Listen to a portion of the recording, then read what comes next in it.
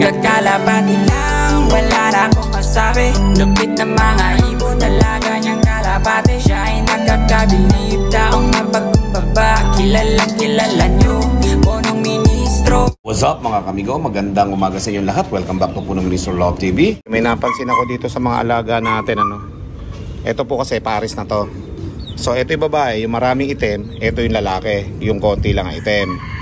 Ngayon, napansin ko dahil nga nilagyan natin sila ng pugad, buntis po itong babae natin. Kung hindi ako nagkakamali mababa na kasi yung puwet niya Nakita ko Okay? Sana lang itlog 'yon Ayan Sana lang itlog. Ang bait pala nito isa Ayan mga kaamigo. Ayan mababa yung puwet ng babae mga kaamigo Yan ganyan yan pag buntis nagalaga na kasi ako ng ganito noon mga kaamigo. Kaya alam ko pagka buntis yung mga babaeng ganito. Okay? So sana magtuloy-tuloy ito mga kaamigo at nang makapagparami tayo ng mga kakachill. Halatang lalaki ito Yan Yan Yan So dahil nga may pugad sila mga kaamigo, check natin uli. Baka sakali lang, baka malay nyo natin may mga itlog na to. Check natin. Yan tingnan natin yung kaloob-looban. Ayan. Okay, hindi ko nakikita yan. Kayo lang ang nakakakita niyan ayan sa loob. So dadagdagan pa natin ito ng ng konting kusot. Okay. Para mas komportable sila mangitlog dyan. Kung mangingitlog ayan, 1 linggo lang to sigurado may itlog na to. Kung totoong buntis mga kamigo, hindi ako nagkakamali. Ayan, ganda mga kamigo. Gusto ko itong mga alagang ganito mababait Katok. Ayan Ayan mga kamigo, sana dumami mangitlog na sana itong babae na isa natin. Tapos next time, ito naman ang pagsasamahin natin. Tingnan natin kung magpapares ito. Pwede na itong pagparisin kasi parang okay na itong isang puti natin na nabili na babae. Baka ito pumaris na. Pero ito malabo pa, bata pa masyado ito Paidarin muna natin yan para kay Sunshine. At least may kasama si Sunshine dyan. Ayan mga kaamigo. Ito kasi maganda rin to, pure white mga kaamigo. Yan ganda niya pure white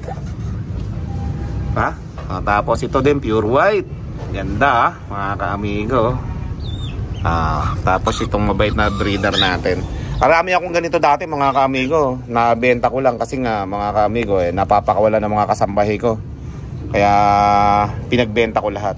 Ngayon susubukan natin magpadami ulit.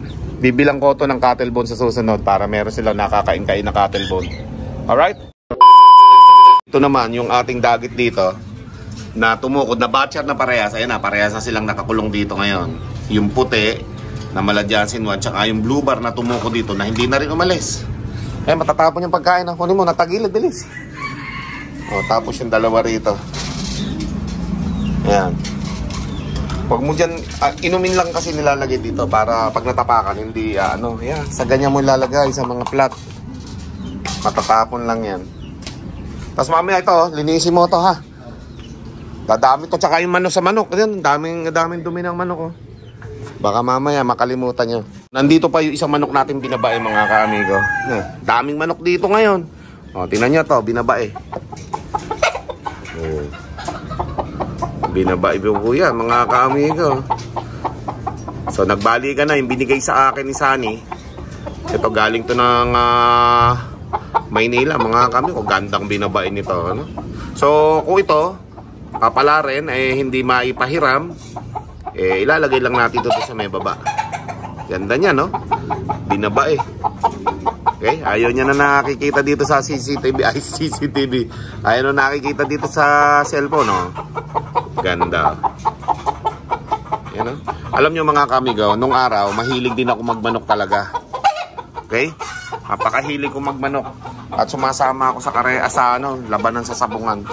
Tapos yung mga nabili natin mga kalapate kay paring Ivan, okay na po ito. At kasalukuyang naka-quarantine at itong dalawa na ito pinagpapares na natin. Okay? Siguro ko to, yan nasa taas. So nakatarpaulin silang ganito kasi nga umuulan. O, para pagka ano, hindi sila nababasa. O, yan. Nalagyan natin sila ng tarpaulin dito. Okay, so nagtataka kayo kung bakit wala na yung dalawang ano natin dito, noble cage. Inilipat ko na po dito mga kaamigo dahil nga pag palaging umuulan, namumroblema kami sa mga tubig ulan na nababasa yung ibang pugad. So tinanggal na namin dito yung kainan namin, dito na lang namin nilagay. Okay? So kumbaga napakaraming kalat dito ngayon at di pa naaayos sa mga bataan ko tong itaas na to. Puro kalat pa rin kung saan saan, oh. Diba? So ayusin pa yan, sana maayos. So yung mga kalapati natin mga kamigo, okay naman na dito. Okay na, may mga bagong pisa dito mga kamigo eh. So malalaman natin yan. Ito, medyo may malaki ng inak ito. Tapos yung hamilim natin mga kamigo, ito, at may itlog na, dalawa. So yung USA bird natin, may itlog na. Ay, may itlog, wala pa palang itlog. So may anak na isa. Yan o. Basta yung mga USA bird ko, mga sunog na blue bar talaga lumalabas eh, oh. Ayan mga kami, may anak silang isa dyan. At yung iba nating mga kalapati dito, ayan, yung champion natin. Yan, may itlog to, dalawa eh. Okay, so yung anak nila medyo malaki-laki na rin. At maghahanap nga ako ng pambaksin sa mga YB natin. Kasi sa 2025 ito ilalaban mga kamigo. At kailangan mabaksinan lahat ng mga i-out natin mga YB. Katulad yung inawat natin na Siam. Wala pang baksin yun mga kamigo. Kaya bibili tayo ng baksin. O yan mga kamigo. So ito, ewan ko kung mapipisa yung itlog nito. So tingnan natin. Tapos dito sa baba, may nakapisa na yata dito, dalawa. Dito sa gitna, ano kaya dito? Nako, parang sira yung itlog ah.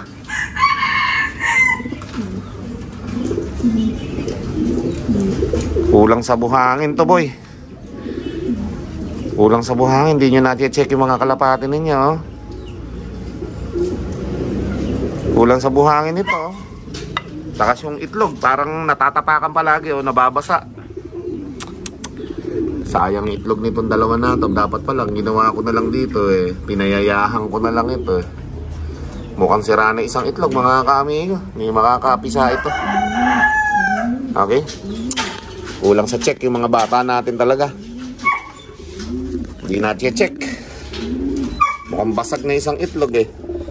O eto, dito naman tayo mga kamigo sa isa, sa baba na to. So may anak ito, dalawa. Ayan o, bagong pisa lang. Ayan, Basra po ito. Tsaka yung binili ko kay Angela na si Sakang, yung overall champion niya. Ayan, nakasalang siya ngayon. Yung isa dyan, anak niya. Yung isa, anak ng champion. Okay? So may palatandaan kami dyan. Yung anak ng champion, madilaw. Yung anak ng Basra tsaka ng Sakang na to ay maputla yung puti. Yun, no? Isang madilaw at isang maputlang ano yan, balahibo. Okay. So yung madilaw, yun yung anak ng champion. Tapos, putla yung pagkadilaw, anak nila. Okay? Yun ang palatandaan namin dyan. So ayan mga kaamigo. At itong ating imbrek ng itlog na mga kaamigo. At sana tuloy-tuloy na to. At ito po ay inbreed mga kaamigo ng imbrek natin eh. So ito yung tatay nung mga nakapisa dito. Yan. Yung pinaris natin kay Jaime Lim. Ito yung tatay nun, yung pula na to. Tapos yung nestmate niya, ito. So ginawa ko, inimbreed ko siya sa tatay niya. Jimmy Gun line po ito mga kamigo. Ayan. Ganda yan. So tingnan natin kung itong mga to ay magtutuloy ang itlog, ano. Huwag lang mabubulabog madalas ito, magtutuloy-tuloy yan mga kamigo eh. Alright, so dito napunta yung ating mga breeder para hindi na namang problema sa ulan-ulan. Okay? So itong isa na to, we'll see kung saan natin mailagay. At aayusin muna namin itong taas at sobra daming kalat. Let's go.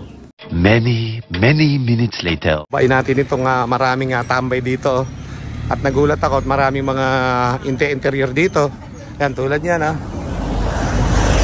Yan. Mga mangunguryente pala sila sa mga ilog-ilog. Yan. Oh, sakto, nandito ako sa may kanto ng Santa Barbara papuntang San Antonio.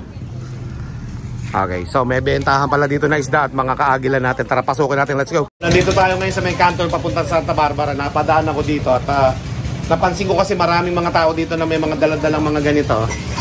So, bentahan pala to ng mga isda. At ang kagandahan nito, kakuya natin, yung nag-ano dito, namamahala. Oh. Kuya, sa anong-ano ka? Santa Barbara. Santa Barbara, ano? Sa Bayanihan ka ba? Bayanihan. Bayanihan, ayun. Ano natin sa CLR 18. At bumili tayo ng isda. Okay, mga 2 kilong ano lang, yung bulig na maliliit at lalagyan natin ng sampalok. Okay? So ayan, pakulam natin doon sa mga bata natin doon sa bahay. At siyempre, ayan, yung mga mangunguryente, kasama nila dito nagbebenta yan. Ayan, para mapanood nyo, oh. Oh, ayan. Kaway naman kayo. Oh, kaway naman kayo, papapanood nyo ito, oh. Ayan. Ano, puntahan nyo yung Punong Ministro Love TV. Ako yun. A few minutes later. So, nandito na tayo sa bahay muli, ano, at naipamigay na natin yung mga manok na dala ko kanina, yung maliliit. Ano, nagtira lang tayo ng 2 maliit. Para naman meron tayong naalagaan dito na maliliit na manok, ano, yung mga batang manok. Okay, so nakabili ako sa dinaanan ko kanina, ano, mga kaamigo, ito. Mga dalag po ito na maliliit. Huli ito sa bukid. Saka sa mga, ano, sa mga ilog. Yan, 2 kilo binili ko. Tapos yung pamangkin ko kanina sa kabilang bahay, pinakuha ko ng alokbate. Yan. Yan, okay na yan mga kami. Sasahugan ko ito ng bangus. Meron akong bangus dito sa ano sa rep. Tapos ito, ipapaksiw ko ito sa sampalok at luya mga kamigo. O yan. Okay. So yan mga kamigo. Balik tayo doon sa ating mga kalapati maya maya. Lulutuin ko lang ito. Let's go. Ginisa sa 2 hiwa ng bangus. O yan. Ako lang naman ang kakain nito. Hindi naman kumakain yung mga bataan ko ng gulay na alokbate at anong klaseng gulay pa, no? So, ayan. Ginisa ko sa kamatis, mga kamigo. Oh, ayos na. Ilalagay na lang natin ito dito. Napakasarap niyan, mga kamigo. Basta mga green leafy vegetable. Yan, oh. Tapos yung isda, hindi na natin iluluto pa muna. Okay? Ipapabiyay ko muna. Mga buhay pala mga kamigo Oh. Ito lang ay napakasarap na mga kaamigo. Oh, diba? Green leafy vegetable. Oh, yan mga kaamigo. Dadagdagan ko pa ng konting saboyan mga kaamigo. Solved na yan pagkatapos. 3 hours later. Ayun mga kaamigo, pumasyal muna tayo dito sa bukid, ano, mga kaamigo ko. At titingnan natin kung meron pa tayong mga kalapate dito sa warehouse, mga kaamigo. Pambihira, wala ako nakikitang mga kalapate Mukhang naubos na mga kaamigo. So natira lang dito mga kaamigo, eto, mga pampulutan. Saka siyempre meron tayong mga manok na malalaki dyan no? Yung mga tandang laki. So ayan mga kaamigo. So tinitingnan natin kung meron tayo pa mga kalapati dito. Dahil napaglalasasan daw sa bukid yung mga kalapati natin dito. Kaya naubos na yata yung mga kalapati mga kaamigo. Wala na ako natatanong. Ayun, meron pa mga kaamigo, let's go. Meron pa dito isa, ayun. Ayun sana? Nawala. Pumasok dun sa loob.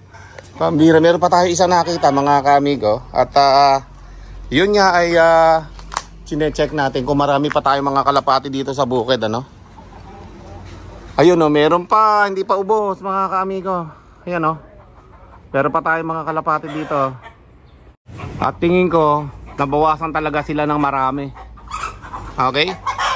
Wala na, dati ang dami dito mga kalapati, mga kaamigo sa warehouse Manok ang natira at saka mga bibe Ayan mga bibihan ang marami dito mga kaamigo. Nawala lahat, naubos. Naubos lahat yung mga kalapatihan dito, no? So pumasyal ako dito para matanong nga sila. Pero mukhang pumasok sa loob lahat ng mga kalapati natin dito. Tingnan natin to sa harapan mga kaamigo. So nag-shortcut na ako dito para makita natin Wala pala, pambihira. Pag ma-open ko yung warehouse, makikita natin doon sa loob yung mga kalapati kung marami pang nasa loob, ano? Okay? Ito ang natira mga kaamigo, mga bibe. Saka meron pa tayo mga inahin dito na manok, Ito ang inaantay natin kung ito mamumunga pa ng marami.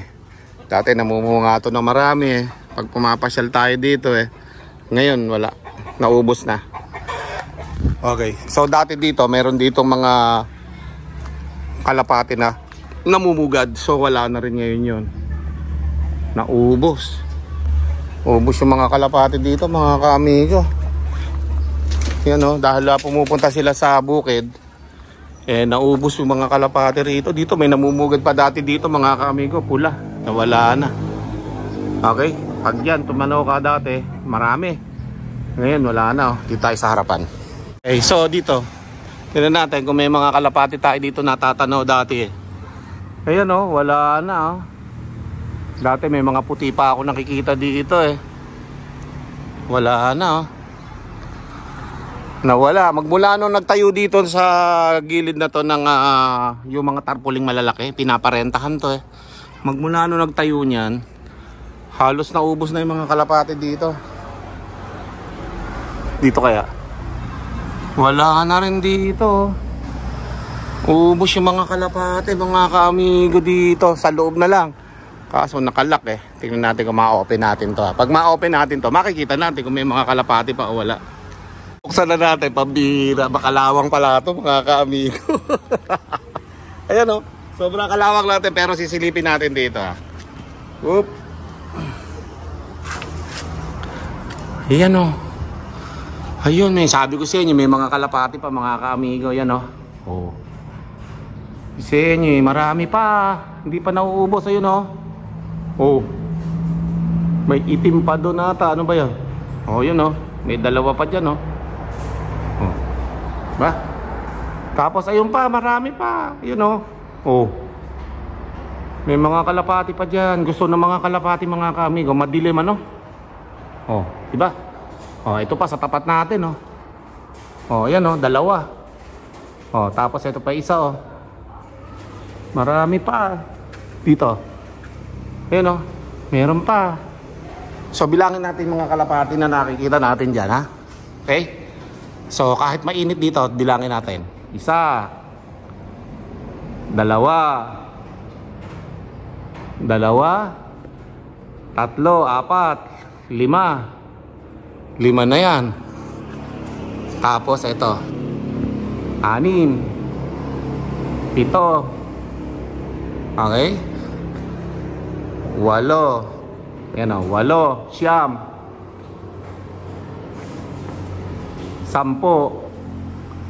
11 pa yung natanong ko dito. Marami pa pala Kala ko naubos na At ito daw po ay nalalasan sa bukid. Pag umuwi dito, nangangalaglag yung mga kalapate. Dati ang dami nito Nasa 30 na tumahigit So naubos na. Nangalahati, mga kaamigo. At least mayroon pa natitira mga breeder mga kaamigo. Wala lang sila mga inakay ngayon. Yun lumipad pa yung isa doon Okay? So yan mga kaamigo, ang ating mga kalapate dito sa warehouse. Labas na tayo. Hop. Ayun may namumugad pa doon yan mga kaamigo, lalaki ng mga ilong niyan. Tapos iba nakatago na, mga kaamigo, pambihira. So magsasara muna ako na itong ating warehouse. At pagkatapos, uwi na tayo. Let's go. Mit punong ministro, Lap TV.